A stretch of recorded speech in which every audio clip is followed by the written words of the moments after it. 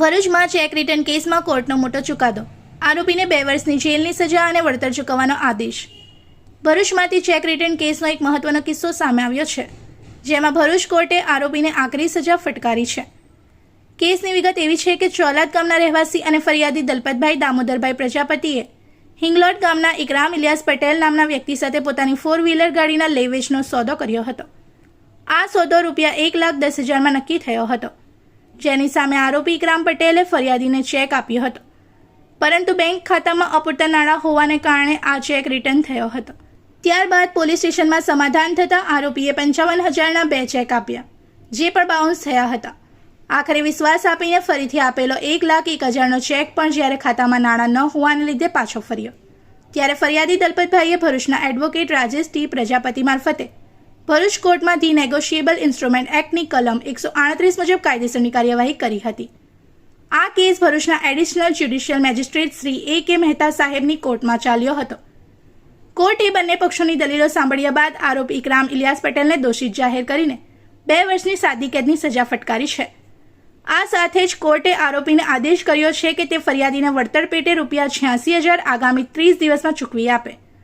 જો આરોપી આ રકમ ચૂકવવામાં નિષ્ફળ જશે તો તેણે વધુ 3 મહિનાની જેલની સજા ભોગવવી પડશે. કેસની વિગત એવી છે કે ફરિયાદી દલપત દામોદરભાઈ પ્રજાપતિ રહેવાસી ચોલાદ તાલુકો જિલ્લો ભરૂચ નાઓને પોતાની 4 વ્હીલ ગાડી વેચવાની હોય તેમણે આરોપી ઇકરમ ઇલિયાસભાઈ પટેલ રહેવાસી હિંગલોટ તાલુકો જિલ્લો ભરૂચ નાઓનો સંપર્ક કરેલો અને ₹1,10,000માં ફરિયાદીએ પોતાની ગાડી વેચેલી, જેની સામે આરોપીએ ₹1,10,000નો ચેક આપેલો. જે ચેક ફરિયાદીએ પોતાના ખાતામાં વટાવવા માટે નાખતા તે ચેક અપૂરતા નાણાં ભંડોળના શેરા સાથે પાછો ફરેલો, જેથી ફરિયાદીએ પોલીસ સ્ટેશનમાં ફરિયાદ દાખલ કરેલી, જેમાં સમાધાન થતાં આરોપીએ 55,000ના 2 ચેક ફરિયાદીને લખી આપેલા. જે ચેક ફરિયાદીએ પોતાના ખાતામાં નાખતા બંને ચેક અપૂરતા નાણાં ભંડોળના શેરા સાથે પાછા ફરેલા, જેથી ફરિયાદીએ આરોપીનો સંપર્ક કરતા આરોપીએ ₹1,01,000નો ચેક ફરિયાદીને લખી આપેલો.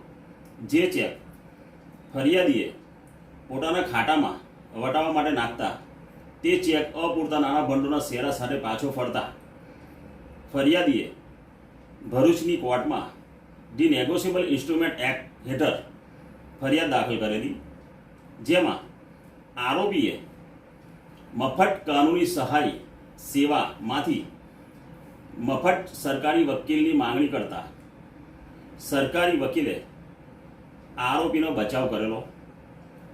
સદર કેસ ભરૂચની કોર્ટમાં ચાલી જતા આરોપીને 2 વર્ષની સજાનો હુકમ કરેલો છે અને ફરિયાદીને પોતાનું વળતર ચૂકવી આપવું તેવો પણ હુકમ કરેલો છે.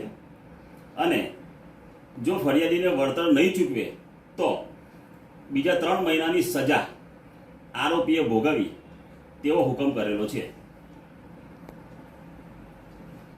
इस वीडियो को लाइक करें, हमारे चैनल को सब्सक्राइब कर बेल आइकन जरूर प्रेस करें हमारी न्यू वीडियो सबसे पहले देखने के लिए.